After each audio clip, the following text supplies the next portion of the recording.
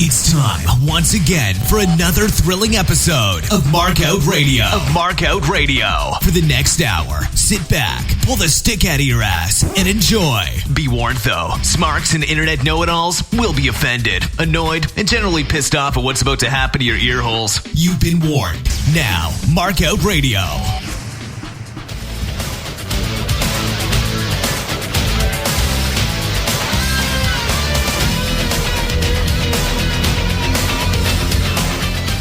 That's right. Welcome back to Markout Radio Goes Nitro, episode 28 for March 18, 1996, out of the UTC Arena in Chattanooga, Tennessee. No, I'm not going to sing the fucking song. Yes, I'm fully aware it's one of those gay things I'd probably do. Episode this week is hosted by Eric Bischoff, Bobby the Brain Heenan, and Steve Mongo McMichael. Show gets started, shot out of a cannon with Giant laying a beating on Loch Ness. Eric welcomes us all to the war zone again, even though we're not at war yet. The arena capacity tonight is 10,928, but WCW didn't fill it, and thankfully Eric would never claim they did. Oh, never mind. He did in the very first fucking tag match. Fucking marketing Eric. They used a little more than half of the arena and did have some folks sitting in the top bowl. Tennessee is a great pro wrestling state, and they're on the university ground, so they've got a raucous young crowd. They come here a couple more times in the year, usually sell about 5,000 tickets out of a 6,000 available. Now, unfortunately, the arena has a shitty exhaust system and gets a little hazy every time pyro goes off. But anyway, Nitro goes back into the ratings war winner, Jesus, with a huge 3.6 to Raw's 2.9. Viewership is starting to trend upwards for both companies, though they're still splitting hardcore and habitual wrestling fans. We haven't seen the quote-unquote Joe Public bump yet. First match of the night. Lex Luger defeats Loch Ness via countout to retain the WCW World Television Championship. And the match itself gets 0.0. That's right. Loch Ness gets jumped, of course, by the Giant at the beginning of the show, and Giant continues to beat on Loch Ness down the entrance ramp. Luger comes out for his entrance and argues and forces the referee to ring the bell. Now, even in simulated combat, there are rules, and one of those rules is that both combatants have to be able to stand in the ring before a match can actually officially start. Still, this plays well with Luger's current fucking cowardly gimmick, so I'm not going to be too much of a dick about it. I mean, there's a plus side here. We only get 13 seconds of Luger posing in the ring, and then we're done with him for the night. Now, before we move on to the next match, can I please point out that it took the ref 13 seconds to count to 10 here?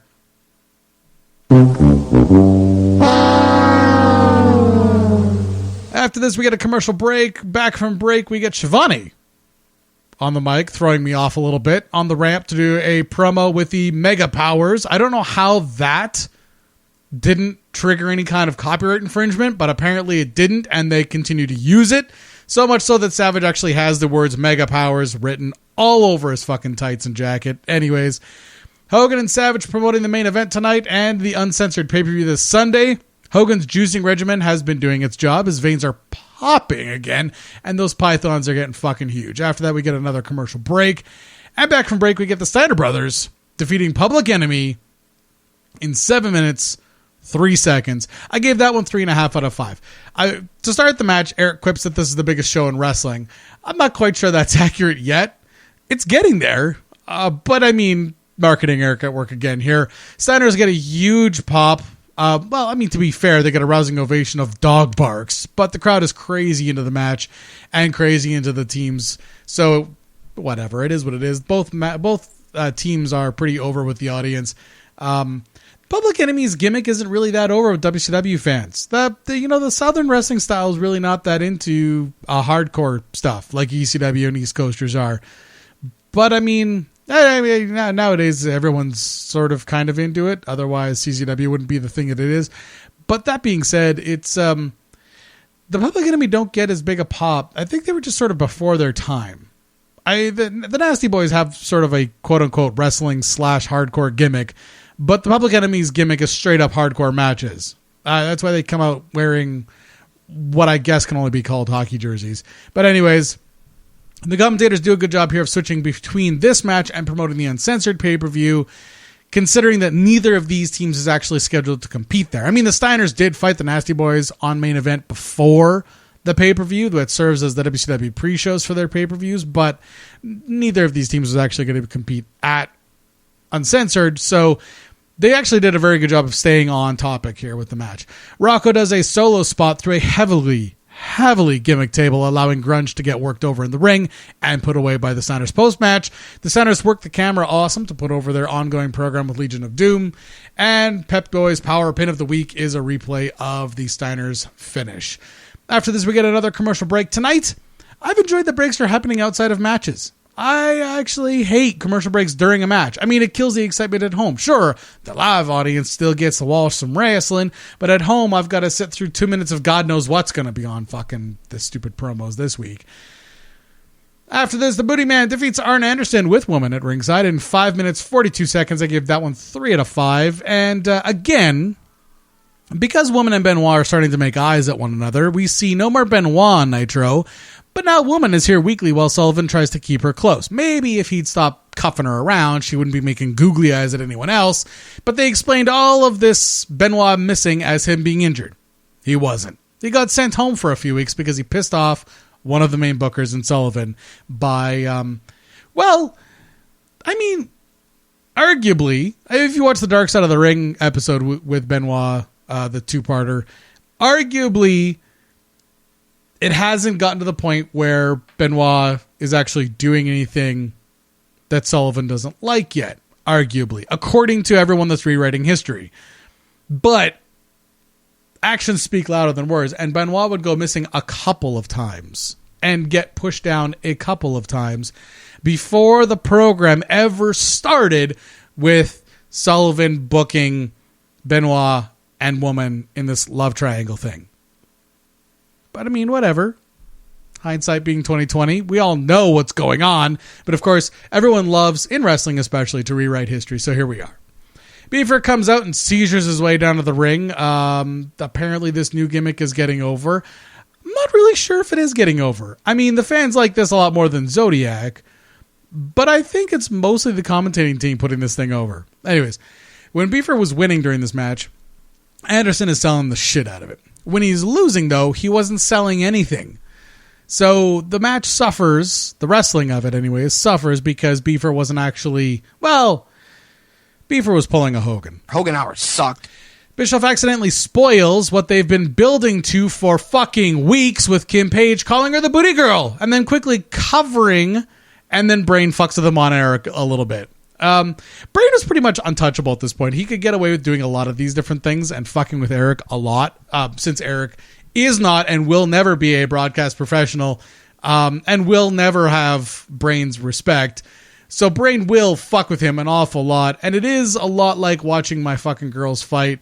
It does get awkward, especially because me yelling at my girls stops them from doing it, whereas me yelling at the screen sort of feels like masturbation. Post-match, the camera cuts away from Beaver and Kim celebrating together for the first time. Again, why spend all this time building this union, for fuck of a better word, to then cut away for the payoff? Fuck's sakes. Anyways, commercial break after that. WCW Saturday Night promo coming back. And the next match is the Road Warriors defeating the Nasty Boys. No time. I got no time for you. I'm sorry. I wish I did, but I don't. 3.5 out of 5 on that one. The reason why I don't have a timer on this is because no one knows when the match actually started or ended, because yes, there's a bell at the end, but there's actually not really much of a bell at the beginning. The whole thing starts with just a slobber knocker leading down the ramp. So no one knows. Anyways, Knob has his ribs taped up over his clothes. Sag has his shoulder taped up. I'm not quite sure what that wrap job is called, since a shoulder injury is usually taped across the chest and underneath the opposite armpit. I don't know what it's called when just your shoulder's taped up, because there is actually no joint to tape up if you just tape up your fucking shoulder. Like if you're supporting the joint, then you got to support the joint by taping it across your chest and underneath your opposite armpit. If he's just got a boo-boo on his shoulder, then probably a Band-Aid would suffice. I don't know, though. There's some padding under there, so maybe he's got a cut on his shoulder that they're taping up. Who the fuck knows? It just looked really gimmicky and bullshitty. And, I mean, these are Hogan's boys, so let's be honest. It's probably just a bunch of kayfabe, so it is what it is. There's a commercial break during this match. Wasn't I just saying how I loved there not being commercial breaks during matches? I mean, the cameras were having a tough time keeping up with this, so probably was time for a break to reset the production team, to yell at them and make them not fuck up so much anymore. But we get a commercial break during the match for an uncensored pay-per-view promo. The match itself was just really fucking sloppy wrestling. There wasn't much botching. It's just that no one was trying to put on a decent match. I mean, if it hadn't been for the showmanship of Legion of Doom, it would have killed the crowd. And the crowd was already fairly dead. I mean, with the exception of Kim coming down. But the crowd was not into this match at all. They tapped out of it because they couldn't keep track of what was going on. Now, listen. Most of the points here are awarded due to the Donnybrook at the end of the match. The Steiners came out and nailed Sags with one of Legion of Doom's wrist guards. And then while Nick Patrick is standing right next to Animal, he blasts Knobs with the other guard. Now, I will admit, I did chuckle at the spot. It is wrestling, and Patrick did his job by actually not looking at the fucking disqualificationable issue, but whatever. Now, Bischoff gets in a comment here that actually helps for a change, drawing attention to the fact that there's a three-way feud between Road Warriors, Nasty Boys, and the Steiners. Now, it would have helped to keep Public Enemy in the company if they'd made it a four-way, and then they wrapped this all up with a tag team War Games payoff. But of course they didn't. So Public Enemy were not long for the WCW and would move on, as with Legion of Doom, and they would keep sort of the Nasty Boys around, sort of, as quote-unquote trainers at the power plant, leaving really the Steiners the only group that would stick around, and then they would split them up anyways. So while they had the seeds of a sweet tag team division, they kept fucking it up by breaking up the teams or just burying the teams that they were bringing in, and so badly that it would force those teams to just be like, fuck it, we're out of here. All right, after this, we get a commercial break, and back from commercial, we get an uncensored pay-per-view live read promo, followed by your main event, Hulk Hogan and Randy Savage defeating Kevin Sullivan and Ric Flair with woman via disqualification in a Texas Tornado tag team match in 10 minutes, 9 seconds. I gave that one a 3.5 out of 5. Flair has been hitting the gym and possibly the juice again. Guess getting less and less floppy old man tits and spare tire as a result. So props. And of course, tanning, because as Hogan would remind us on numerous occasions, while he was fucking another radio host's wife, that tan fat looks better than pale fat. Sullivan bumping like a weeble wobble again. I can't even look away from it anymore.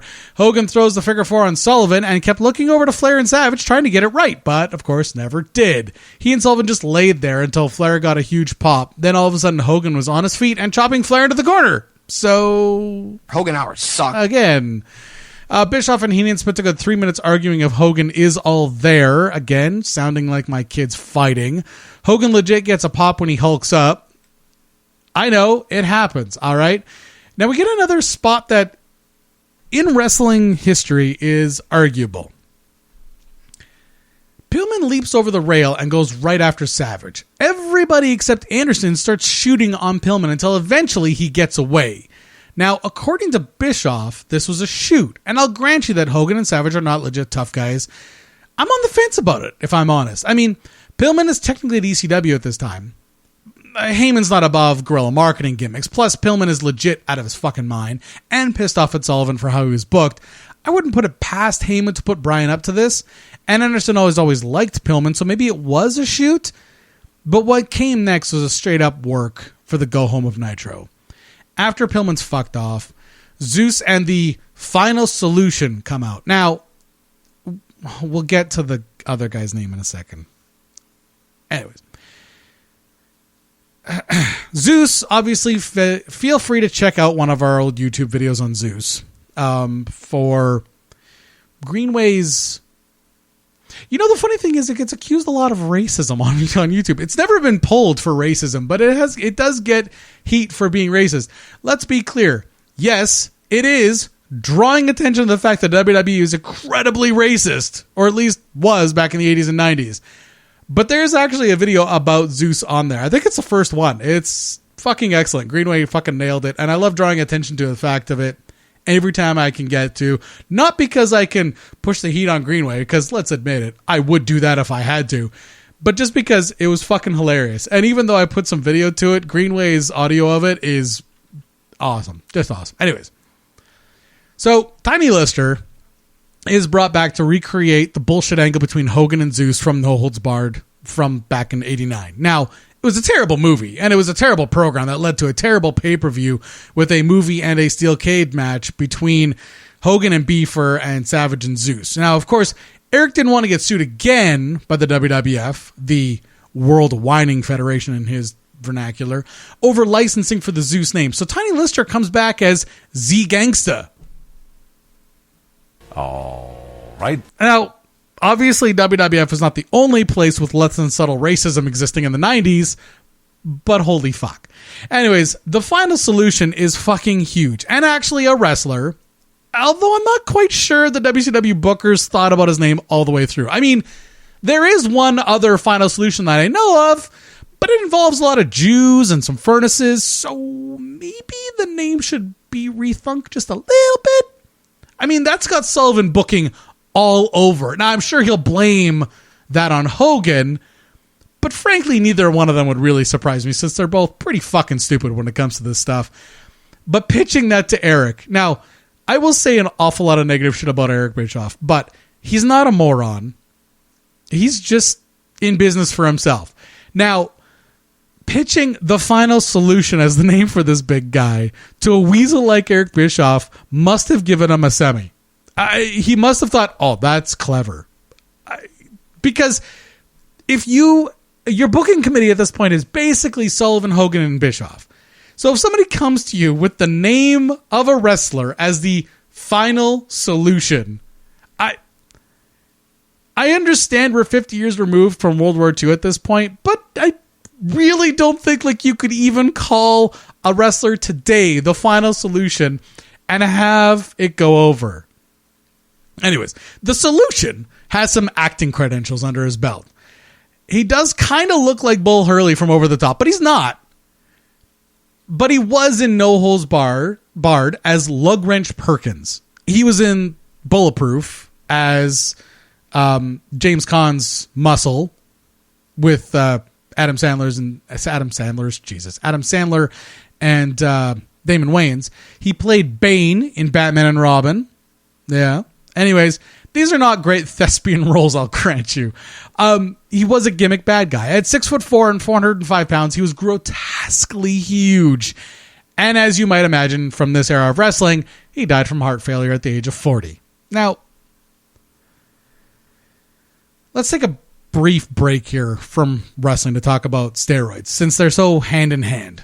I'm not going to say that they're good or bad, but they can absolutely be abused. Your body will always be at the mercy of your genetics. And if you use steroids to try to circumvent your genetic limitations, there are going to be some side effects that get worse as you age. Now, Arnie, for example, is very forthright in being on steroids for all of his Mr. Universe runs and a few years into his Hollywood run. Now, allegedly, he stopped taking steroids in 1985 after having a cardiac infarction filming Commando. He didn't neglect his workout routine, so he kept most of his crazy size and impressive physique, but it became obvious that his heart couldn't take the juicing anymore. Even today, he does a lot of reps, but doesn't do a lot of weight because his heart can't take it. Now, when you're sitting there on... Well, hold on, let's not jump too far ahead. Now, the heart, boys and girls, is a muscle. It pumps blood around your body, and it's always working.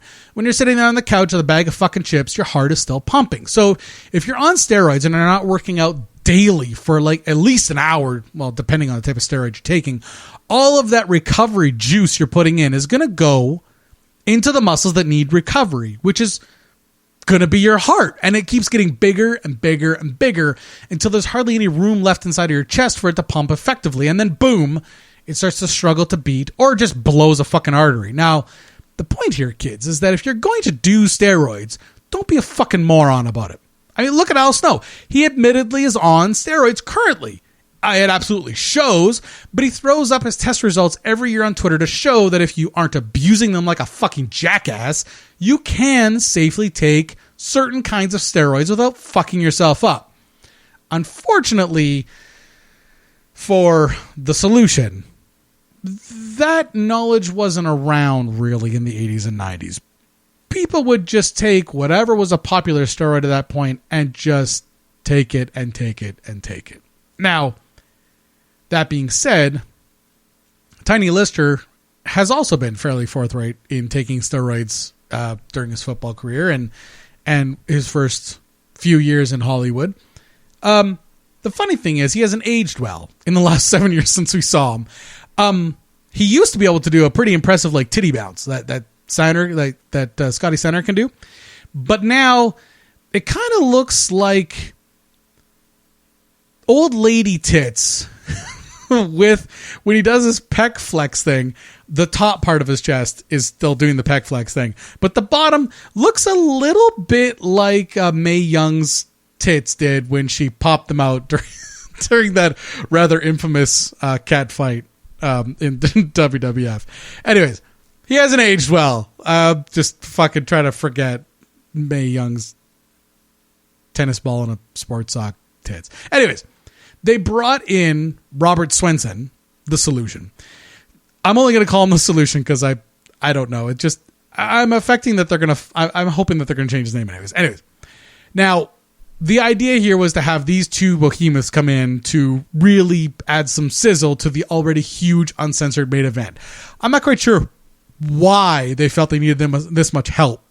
The card is stacked, but I guess they wanted to take advantage of the heat and get a rub from, no holds barred in that whole build.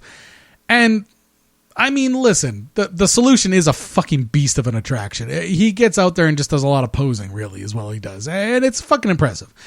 Anyways, post-match promo with Schiavone in the ring. Sullivan gets on the stick while Flair rocks the Hogan bandana for a little bit of cheap heat. Hart gets the stick, makes no sense. Flair kind of gets the stick and makes a little bit more sense. But then Anderson gets it and wraps it all up, makes this whole thing make some sense. Explains why these two morons are here.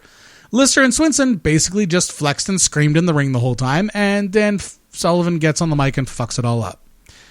Anderson gets the stick again at the end to remind us that Benoit's back, but he won't be on the pay-per-view. He won't be on next week's Nitro. He won't be on Saturday night for a little while. So, is he back? I don't know. Anyways, the commentary team wraps things up, puts the final push on Uncensored. Overall, I think the Nitro gets 3 out of 5. There were some really weak spots and lame gimmick swerves, but I mean, it did its job of selling the pay-per-view in the end. Next week, we'll cover a little bit of what happened at Uncensored. See, I say a little bit knowing full well that I've blocked out like 5-10 minutes to talk about it. But anyways, after next week's Nitro is going to be in building towards Slamboree. Now, don't forget that there's going to be a few more things, including Eric Bischoff's wet dream of going and playing with bikers in Sturgis. So you'll hear him promoting Hog Wild, which is a terrible name for something that renegade bikers go to, but whatever. When you get a nerd and put them on a motorcycle, you're going to get nerd shit. All right, spoiler alert. Well, that was an abortion of a show. Should the mood take you, check out markoutradio.com and leave a comment. You can also find links there to our Facebook, Twitter, YouTube, and Stitcher channels. You can even leave a voicemail on our Skype. Just click the links and share them.